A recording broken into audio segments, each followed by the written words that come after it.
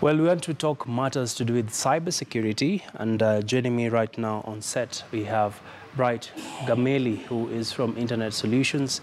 Many thanks for joining us this afternoon. Thank you very much. And we also have with us Mr. Madenge. Yes. I forget the first name. Joseph. Joseph. Sorry Yes, about that. no problem. Chief Operating Officer, Syrianen. Indeed. Well, a pleasure to have you, gentlemen. Let's dive straight into the matter. We're seeing a lot of shifts around mobile telephony, and more Kenyans are transacting money via mobile platforms. But there's the technology side to it. You did release a report just a few days ago that showed a number of interesting statistics, one of them being that Kenya lost about 21 billion shillings. How did we lose this money?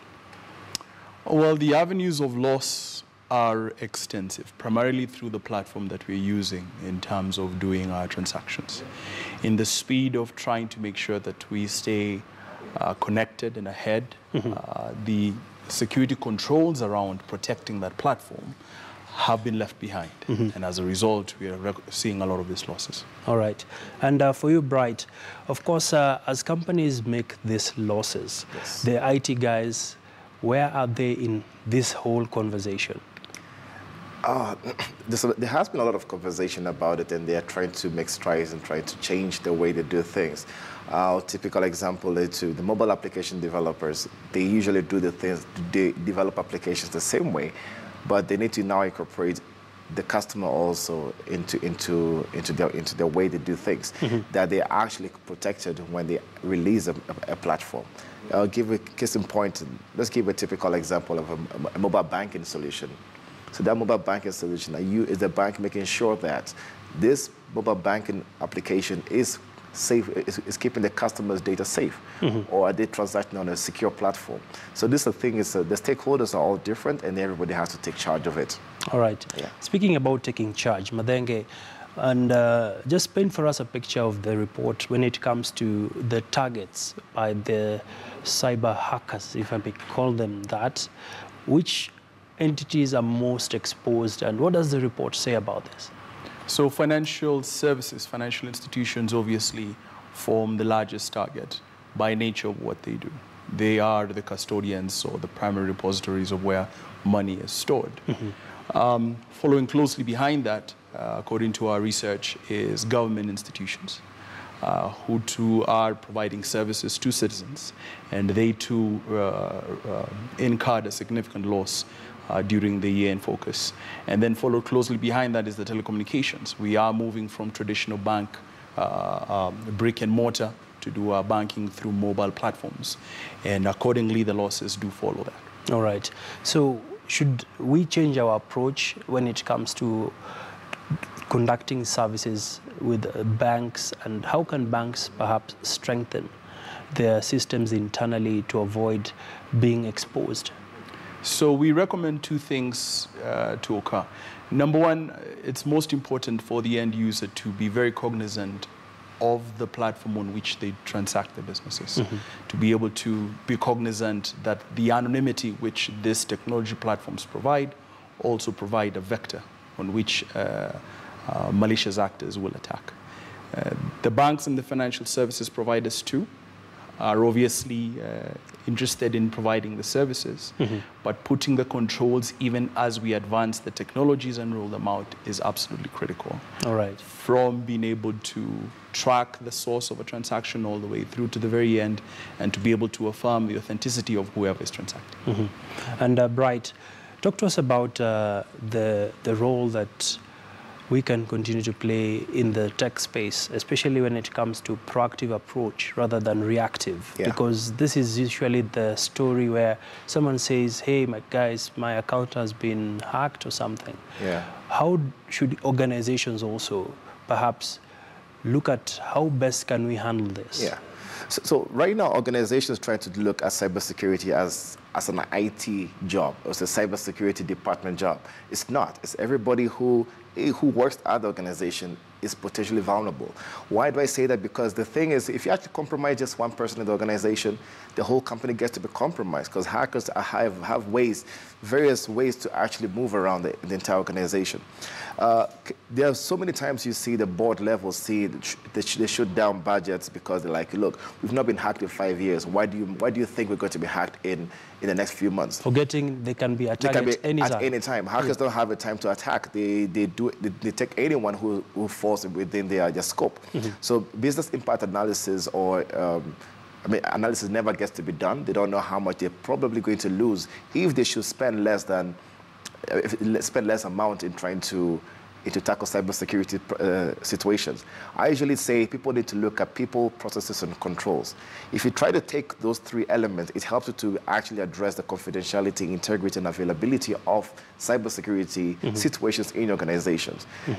The people who are actually taking care of the cybersecurity, and are they aware? Is there enough awareness?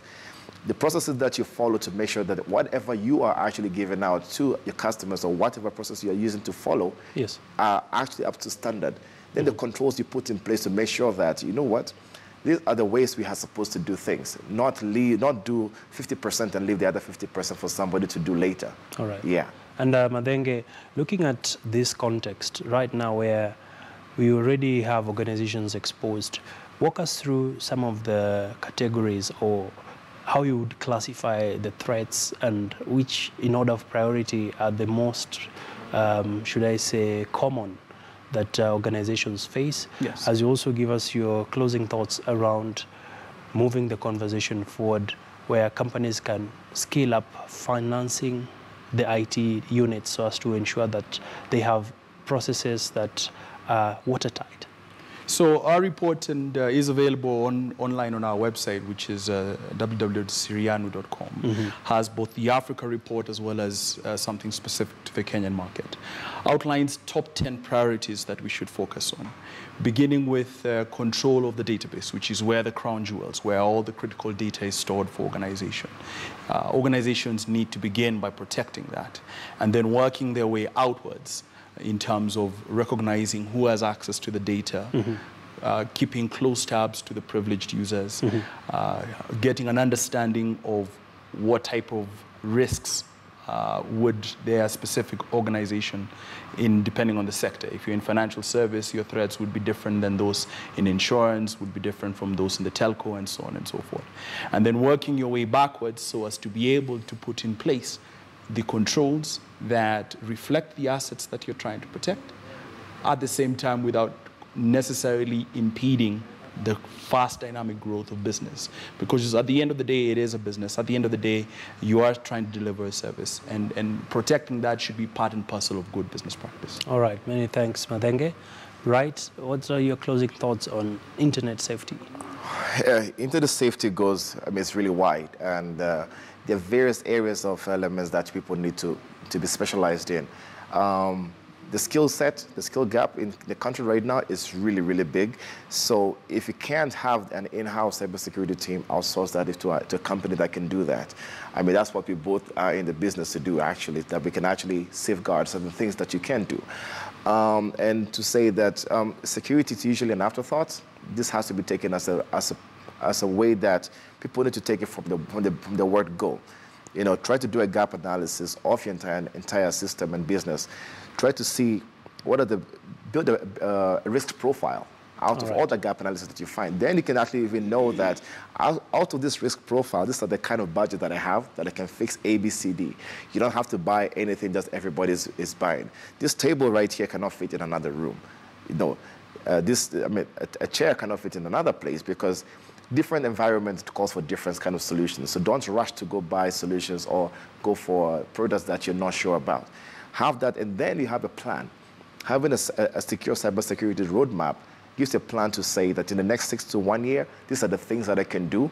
And in that case, it becomes a maturity thing to do. Otherwise, firefighting incidents it's even more costly.